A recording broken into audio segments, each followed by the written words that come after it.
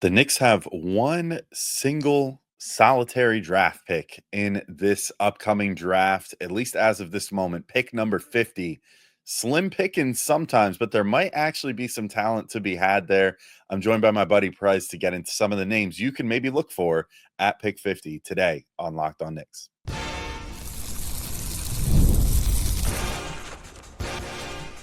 You are Locked On Knicks, your daily New York Knicks podcast, part of the Locked On Podcast Network. Your team every day. All right, welcome in to Locked On Knicks, your daily New York Knicks podcast. I'm Alex Wolf. I'm editor-in-chief of Knicks site The Strickland, which you can find at thestrick.land. And today, I'm joined by one of my buddies from The Strickland. We got Prez on. You saw him during the playoffs, and he's great at talking playoff basketball. You might have read, or you should read, his piece that he just put out on The Strickland. Again, that's thestrick.land, about the Tom Thibodeau firing, why the writing was on the wall for longer than any of us really thought. And if you paid attention to the signs, that it was actually quite obvious that he was going to be fired. And he has, which I'll mention a number of times during this podcast, a second round Flyers guide coming out on Monday on the Strickland. So great guy, really smart about basketball, and it shows through in shows like this, where today we're going to talk about some of his favorites, some of the guys pulled from the articles coming out Monday that he thinks could be potential good fits for the Knicks, either at pick 50 or potentially for a modest trade up, but guys that he feels really passionate about that could potentially help them at the wing spot, maybe at the guard spot, that we even talk about an intriguing big at the end of this episode. So there's a lot of good names that come up during the course of this episode. And we'll get to them all in just a sec. But first, I want to thank you all for making Locked On Knicks your first listen today and every day. Whether you're checking us out on your favorite podcast platform or taking in sights and sounds on YouTube, we appreciate you making us part of your daily routine. Make sure you hit the auto download function on your favorite podcast app or the notification bell on YouTube so you never miss an episode. All right. All that out of the way, let's get into it with Prez and start talking more draft prospects. Well, speaking of upside, tell me a little more about Drake Powell then, who's from UNC. You note in your piece, the forthcoming piece here, that he was originally had some lotto buzz as a wing. You know, obviously the UNC pedigree always carries some weight, but ended up being a little more raw than people thought. I think that's kind of a tale as old as time in terms of certain guys that are just like plus athletes going to the high college level, where they go there and everybody gets wowed by the athleticism and the power at the high school level. But then some of these guys aren't as polished as we think once they get there. But looking through some of his numbers that he put up at the combine, he put up like a 43-inch vertical, which is pretty crazy. Good lane agility scores, good shuttle run scores. I mean, pretty much everything. Standing reach of 8'7", wingspan of 7 feet at about a measured 6'6.5" from what it looks like. So that's a really good height to wingspan ratio there too. So it seems like a guy who's got all the physical tools, but in your piece, you do note that he's a little on the raw side and might be a little too much overlap with Pacom, but seems to me like a guy maybe worth, just kind of doubling down on your bet and going with someone who has the pedigree, at least coming from high school before going to UNC, of someone that seemed like he could potentially be a lotto pick, but has just kind of lost a little bit of that momentum, and maybe with the right team and the right coaching staff could kind of refine some of it. Yeah. That's exactly right. And Powell, he had top 10 hype, even highly acclaimed. So he's only a freshman and he's not some older freshman.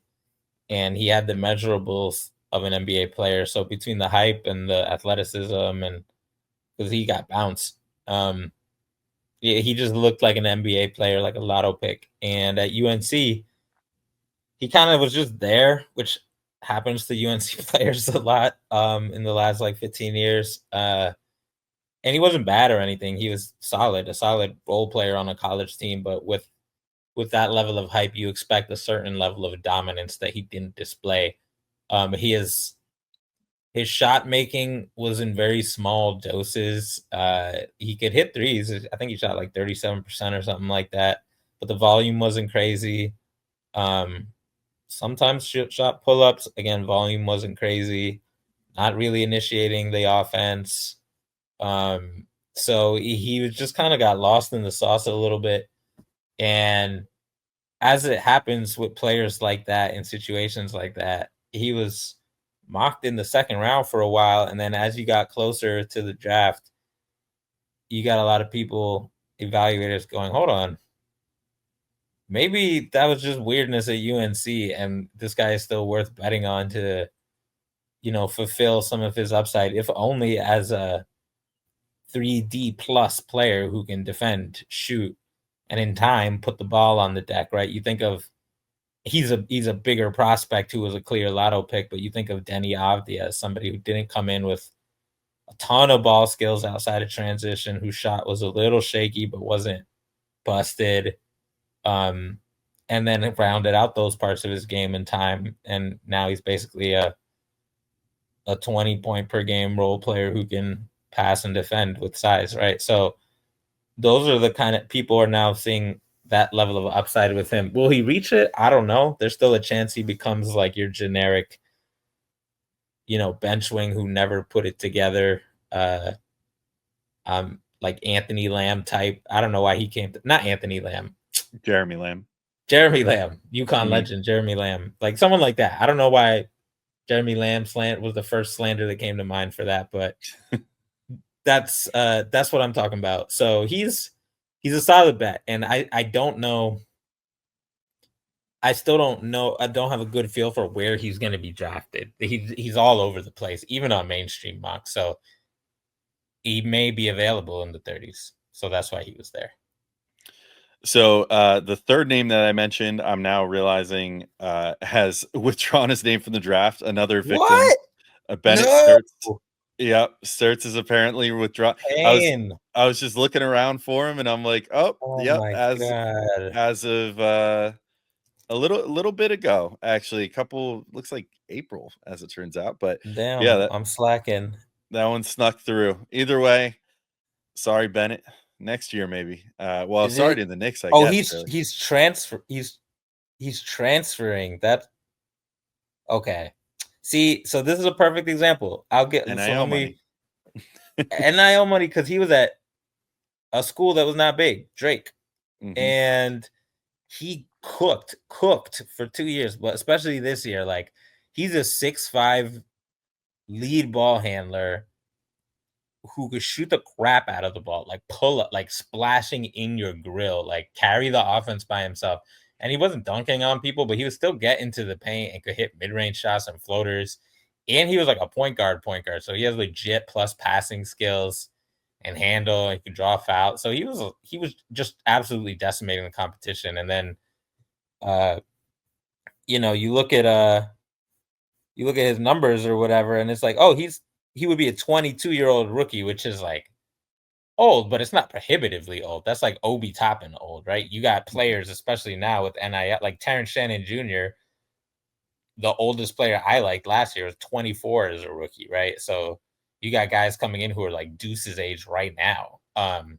So I'm like, man, Bennett Sturts, like for a 6'5", dribble, pass, shoot, ball handler, like, yeah, he should not be in the second round. But he also should not be a Drake, which is why he was like, I don't know if I'm going to get picked in the first round. So instead, I'm going to go get more than first round money, probably making well over $1 million at Iowa, which is a very big school, right? Like plenty of NBA players who are older, the Murray brothers, Keegan, Chris, all that stuff. So it's a good bet for him to go there, get more limelight, cook on a major stage.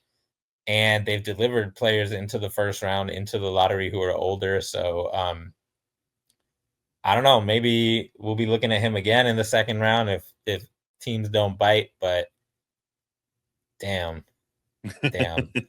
pain. Real time reaction to someone's favorite or one of favorite prospects going back to school. Mine, for those that didn't know, although you alluded to it before, was Miles Bird. That was my guy that I watched a couple highlights of, and I was like, that's the guy right there. Went back to school. What a shame. Miles Bird, real quick, just to give another example of how it goes down, was like a sophomore, younger than this guy, Bennett Sturts. Miles Bird was like 20, and 6'7". Stats not all there. Some of his stats actually bad. But like the flashes are there, and he had the worst tournament ending run you could possibly have. The kind that actually impacts your stock and turns you from like a fringe first rounder to a second rounder. So he was like, screw this. I'm just gonna go back to school and try to cook again, because he will cook. Because he has serious buzz. So there's so many ways to just end up coming to the decision of, let me take the guaranteed money and do my thing in college now. All right, I'll be right back in with Prez to talk some more intriguing names, including Tyler Kolek's former college teammate, which is an interesting one. But first, I wanted to let you all know that today's show is brought to you by CarGurus. Shopping for a car can be exciting, or should be exciting, not exhausting. But between the confusing prices and hidden fees, it can feel overwhelming. Yes, it can feel exhausting. Other places, not at CarGurus. That's why I love using CarGurus. They help you cut through the noise and show you the best deals with full confidence. And with over 4 million listings, CarGurus has more new and used cars than any other major online marketplace in the US. They verify dealers, provide real price analysis, and give you the tools and data you need to make the right choice without second guessing yourself. I've mentioned it before. I've been using CarGurus pretty consistently lately. I've got my eye on possibly my dream car of the moment. I've been driving a Prius for the last few years, great on gas, and it's very efficient, gets me to work and everything. But I've wanted a Rivian for a while since I got to drive one, and I fell in love with the car. And now finally the used prices are starting to get to a level where maybe it's in my price bracket. So I've been on CarGurus like every day, just waiting for that perfect R1T to pop up for me to get. And I'll tell you what, when it does, I'm gonna send them a personal thank you note. Maybe give them a thank you during this too. But it's been a great tool regardless, and has given me all the look at all the inventory in my area, and it also gives me an idea of whether the price is high or low, depending on what the mileage and trim package and everything else of the car is. So buy or sell your next car today with CarGurus at CarGurus.com. Go to CarGurus.com to make sure your big deal is the best deal. That's CarGurus.com, CarGurus.com. Well, one guy that I'll pivot to that caught my eye in your rankings here is someone who definitely will not be going back to school, because another one of those guys, like you were just mentioning, that is coming out as a very old rookie. Going to be over 23 years old when he first puts on an NBA jersey, assuming he gets drafted, which it seems like he should. But Cam Jones out of Marquette. Um, I'm mostly why I'm bringing this up is just the interesting wording that you used here, which I'm sure isn't really shade at Tyler Kolek, but more just a fit thing, which is we got the wrong Marquette guard. I mean, the Knicks got the wrong one. Get the one who can play both guard spots, is bigger and more of a threat to drive. Tell me a little bit about Cam Jones. You've got him listed as 6'5". I was looking him up a little bit stats wise. A little bit of struggle from three. It seemed like he runs very hot or very cold from three, but all in all, like guards with size like that. I mean, I think we saw in these playoffs that if the Knicks are able to get someone who can just sort of provide some baseline offense, but also be a good defensive presence at around 6'5", like DeLon Wright, who came up off the bench and like influenced the playoff series because of just the fit of him versus Jalen Brunson versus someone like a campaign who's on the smaller side. Granted, Tibbs won't be the coach anymore, so who knows how much value will be placed on like pure height and things like that anymore. But give me the elevator pitch on Cam Jones from Marquette. So Cam Jones went from Tyler Kolek's sidekick to like way too much of the offense. So some of his stats kind of took a little bit of a dip, especially his shooting. But he's not little, 6'4". He sometimes plays kind of like little, like he's very shifty. His handle's actually crazy. And he has the gift to like make tough layups and floaters. So he'll sometimes do those, even though it's like, yo, just jump into somebody. Like these are college players. He's a tremendous playmaker. Not quite like Kolek, but pretty freaking good in his own right. as a passer.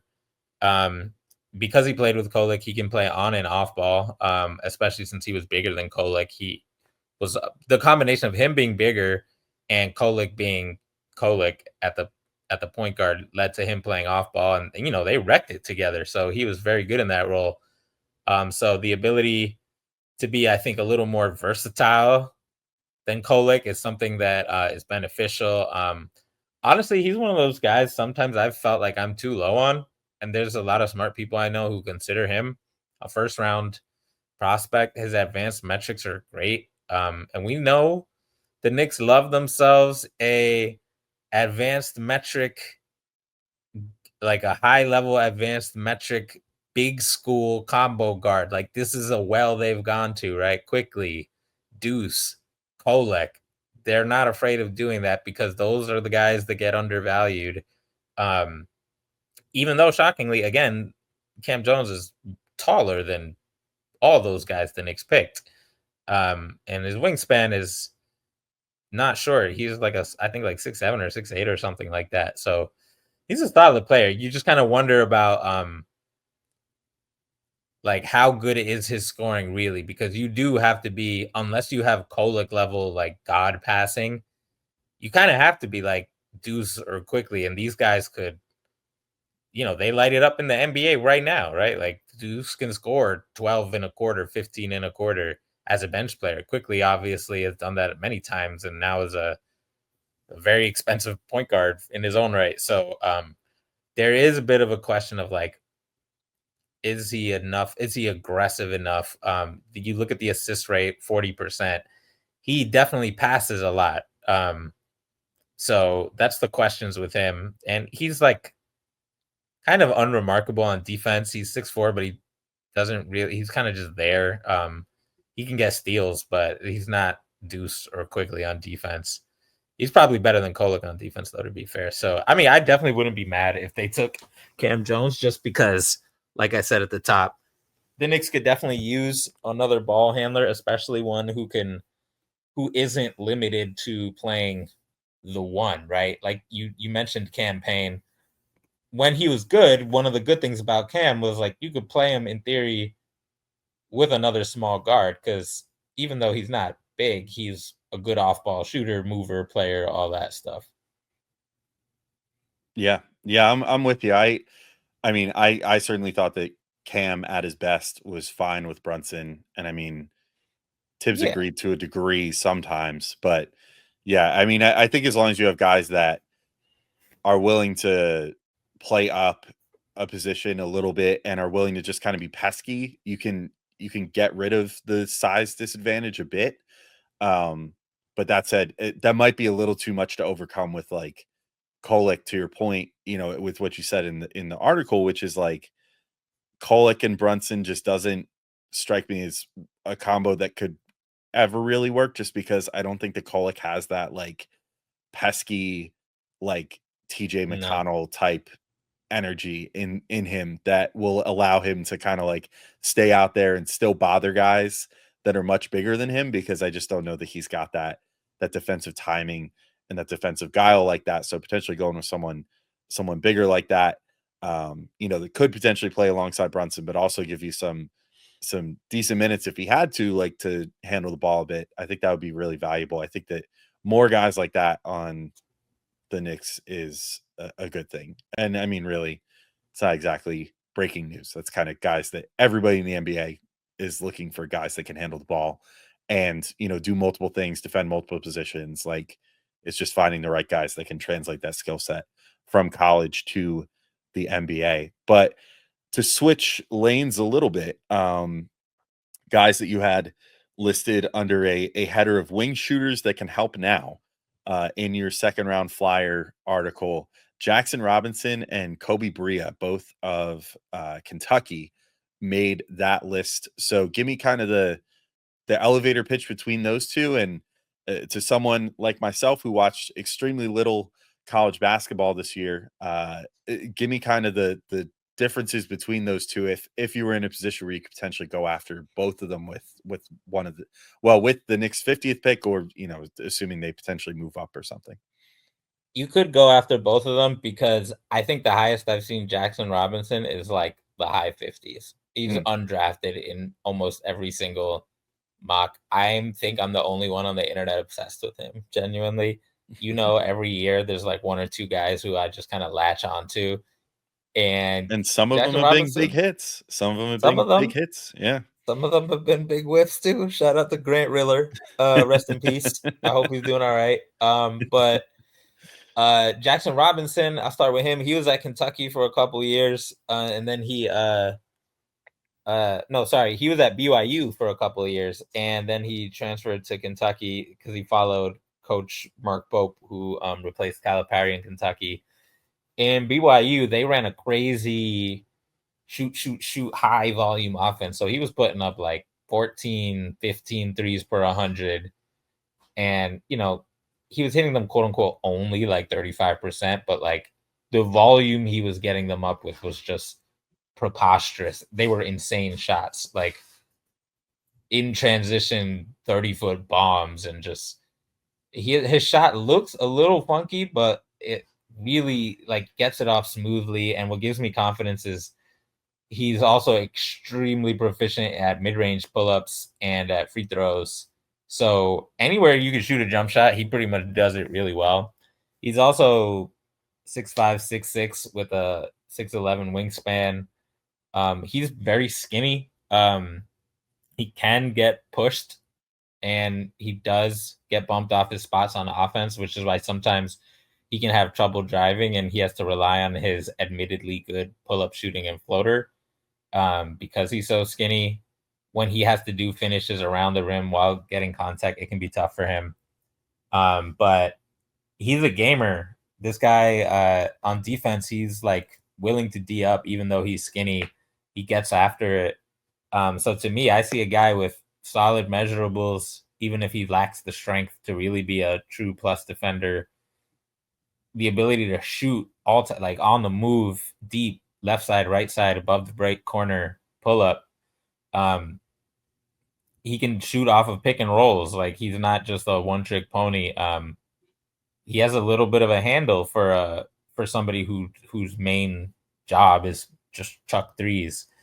And you don't want him driving all the way to the hoop or anything like that, but he has enough to like cross you and shoot.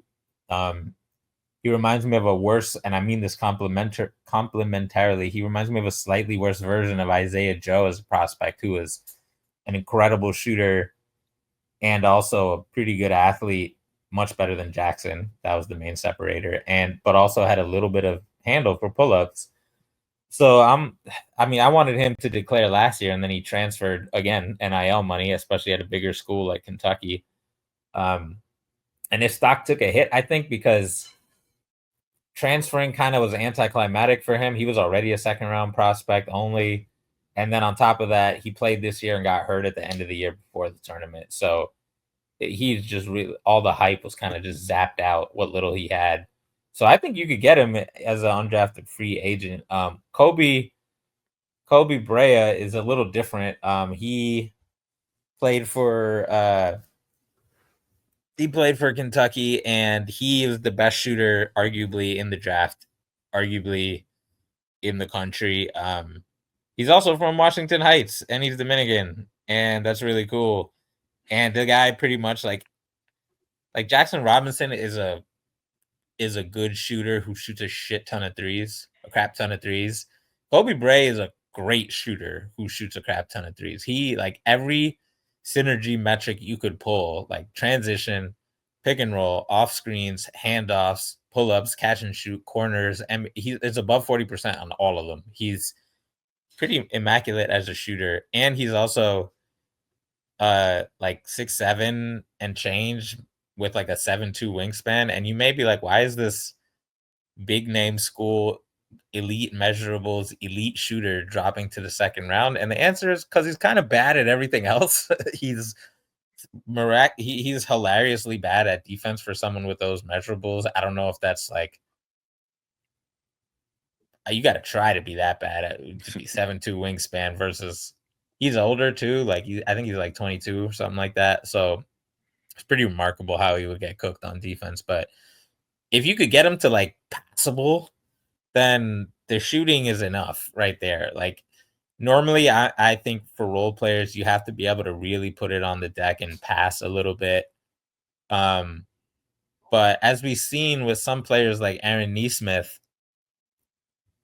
Aaron Nesmith, he's not some non-passer anymore, but he used to be. And if you can really shoot the crap out of it, then that's enough to just give you playing time while you figure out like how to take one dribble and pass and basic stuff like that. So, um, and especially with the way the Knicks are constructed, you're not realistically like it'd be nice to have all your bench players be dribble pass shoot guys, but realistically, he's going to be playing off of staggered units that include stars, right? Tibbs didn't do it as much, but I promise you a new coach will. So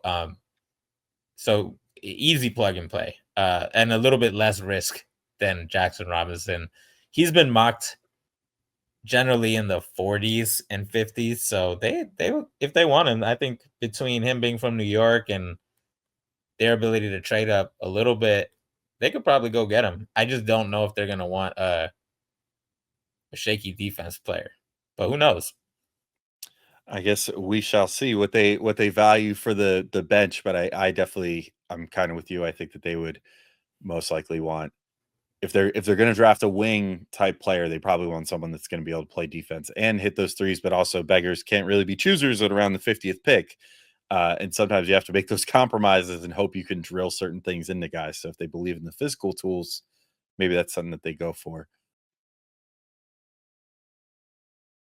All right, I'll be right back in with Prez. But first, we wanted to let you know that this episode is brought to you by WayFair. There's nothing like stepping into your own outdoor space and feeling like you've escaped to a personal oasis. If you're wanting to update your patio this season, WayFair has made it so easy to turn it into a space that feels like yours, comfortable, stylish, and ready for summer. And WayFair has everything you need to level up your outdoor space: conversation sets, outdoor bars, fire pits, hot tubs, gazebos, and yes, even the perfect string lights to set the vibe. It's like giving your backyard that resort feel without the resort price tag. And I'm going through this right now. I think I've mentioned my wife and I moved into a new place this year. Luckily, a bigger place has a nice big deck off of our dining room area. And we've been kind of going back and forth on what we want. I think we finally settled in on we want sort of a hybrid conversation set that has very comfy chairs that you could just lounge in if you want, but a table you can also eat at if you decide that's what you want to do. Kind of planning it around my grill right now. I want to get a really nice grill, so I'm kind of waiting to pull the trigger on that. But I've got a bunch of stuff in my Wayfair cart, getting ready to slash it down and figure out which one I want to ultimately pull the trigger on. But I'll definitely be getting something from Wayfair soon for out on my patio. And I think I'll be pretty happy with it based off everything I read in the reviews. So don't wait. Make your outdoor space your dream oasis today with Wayfair and enjoy it all summer long.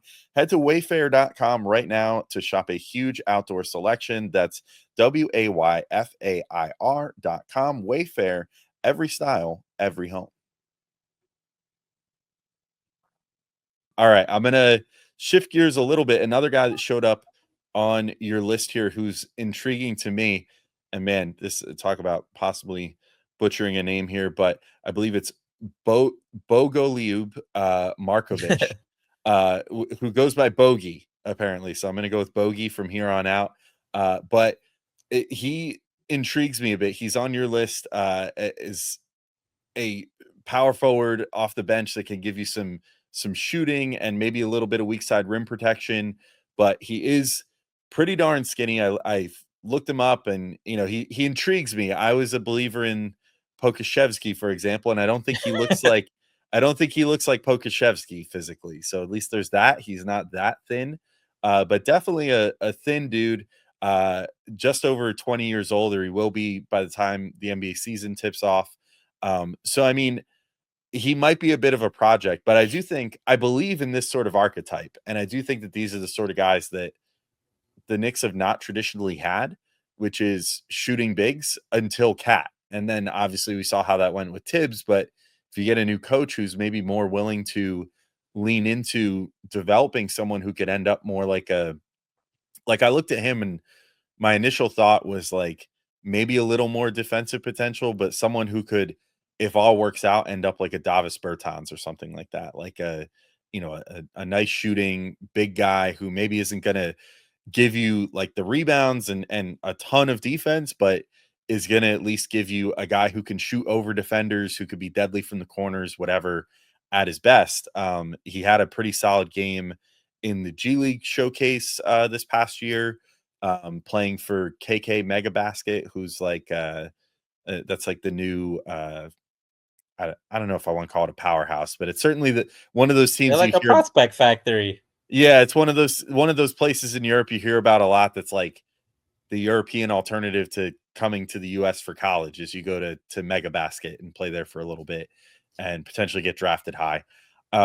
So I don't know what's your take on him. I mostly got turned on to him by your list, but he's one of those guys that I watched and immediately popped a little bit to me in terms of someone who anytime you could find a guy potentially that late in the draft that is like 6'10" or taller that could potentially be turned into a shooter, I think that's always going to stand out to me. So that was a name that definitely caught my eye, especially once I saw a little bit of tape on him. Yeah, you look at players recently like Nikola Jovic or Jake LaRavia or Trey. I mean, he's a little older, but Trey Lyles. Um, just going down a list here. Old Man Batum, Torian Prince, Tristan Da Silva, Simone Fontecchio, Noah Clowney on Brooklyn, Kaishan George on the Wizards. There's kind of a place right now for bets like him. And to your point, he's tall, right? He's 6'11", and he's very skinny. But he can shoot the heck out of the ball. His shot has mad arc and it's beautiful. And he's also a pretty high field player. He can put it on the deck a little bit. He's so tall and he can jump a little bit, so he can finish well. He's just sometimes he tries to do too much, which is common on KK Mega. They give you a lot of freedom to kind of get saucy with it. Not that he's trying to cross people up, but like sometimes he'll just be too ambitious with the passes and the drives and stuff like that. But he's just a really solid player. And you mentioned his blocks. For his lack of strength, he's still a pretty solid defender. He's a good impact player for someone in a league like that. So he's a player who opinions vary on him. Some people have him very clear in the first round. I have pretty much a first round grade on him. Some people are like, he's too skinny, and I understand that because I think strength on both ends is actually the most undervalued kind of trait, because it's hard to be a good defender if you're really weak in the NBA. And on offense, it's hard to do anything inside the arc if you can just get pushed around. But that being said, he gets steals, he gets blocks, 3% block rate, almost 2% steal rate. He rebounds decently for a skinny guy. Like, he's playing with adults, with men, and his defensive rebound rate was 22%, which is pretty solid. He wasn't the focal point of the offense or anything, but he did his thing out there. Generally, his team played well on both ends while he was on the court, which is not usually the case with foreign prospects. So that's good to see. So he's definitely a sleeper for me. And if the Knicks, you mentioned that I kind of split prospects into guards, wings, and bigs. I think the one category I would kind of add to that is there's some players who, to me, they're just power forwards and they don't quite play like big wings, but they're not strong or big enough to be like bigs.